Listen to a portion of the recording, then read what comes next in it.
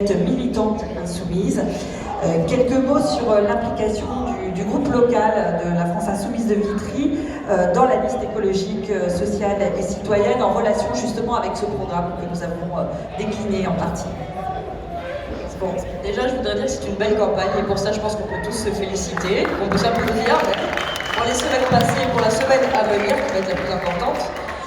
Donc évoquer l'implication de la France insoumise, donc notre implication dans ce rassemblement en commun. Donc depuis juin, la Fabrique, comme le groupe France Insoumise et mes confrères Génération, tous camarades, citoyens, écologistes, on a commencé à s'atteler donc sur ce terrain. Nous, en novembre, nous avons sorti un programme donc, de 8 pages, en 10 000 exemplaires, avec des propositions qui nous paraissaient nécessaires, exigeantes pour la ville de Vitry-sur-Seine. En même temps, la Fabrique continuait les cafés qui cogitent pour construire un programme avec les habitants. Et c'est comme ça qu'on a décidé de se mettre en commun. Et depuis janvier, on est tous ensemble sur le pont avec les Vitriots, en train de discuter et de les convaincre. Comme l'a dit Mathilde Panot plus tôt, ces élections municipales, elles interviennent dans un contexte politique qui est important, qu'on ne peut pas remettre en question. Et surtout, il faut prendre en considération qu'elles arrivent tous les 6 ans. Et 6 ans, c'est vraiment beaucoup trop long. C'est-à-dire que tous les 6 ans, on vous demande de voter et après, on ne vous donne pas les moyens pour vous impliquer dans la vie de tous les jours en tant que citoyen. Et une des choses qui nous tient le plus à cœur, à la France Insoumise, c'est donc de rendre le pouvoir. Donc, ça paraît simple dit comme ça, mais la citoyenneté, dans notre contexte de Gilets jaunes, depuis 18 mois de mobilisation, elle montre une impulsion populaire et c'est dans celle-ci qu'on veut s'inscrire, dans cette fibre de démocratie directe. Et donc pour cela, le petit programme qu'on a sorti avec la Fabrique est très complet. Je vous invite à référer à la page 6 et 7 parce que c'est quelque chose que vous ne verrez pas sur les autres programmes.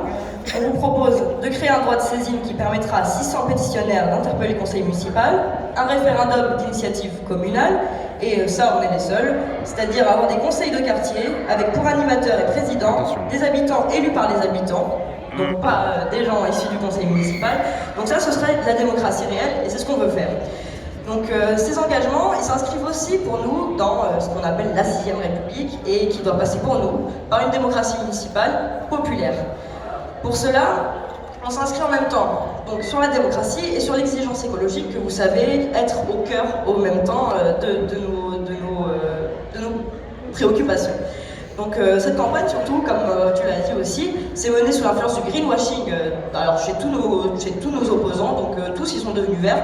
Vous noterez que l'écologie, c'est pas un produit électoral comme ça qu'on choisit parce que ça va vendre. Non, parce que l'écologie, c'est déjà, on est des citoyens, on n'est pas des consommateurs, et que l'écologie, ça peut pas être consensuel. Parce que l'écologie, elle va vous demander de remettre en question la manière dont vous produisez, la manière dont vous consommez, et surtout entièrement la manière dont on organise la société. Donc ça, c'est le plus important pour nous. Et surtout, l'écologie, pour nous, elle est par essence complémentaire à la justice sociale. Et comme on le dit toujours, la fin du monde, la fin du mois, c'est le même combat, et je pense qu'on est tous d'accord là-dessus.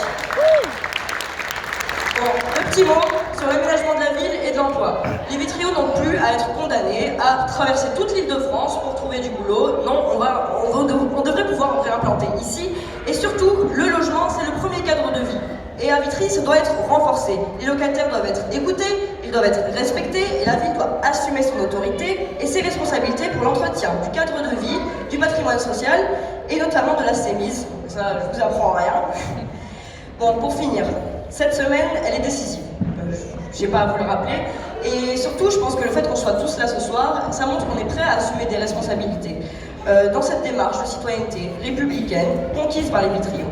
On y est prêt par notre expérience, par notre jeunesse collective, par nos expériences qu'elles soient associatives, militantes, politiques, syndicales même pour certains.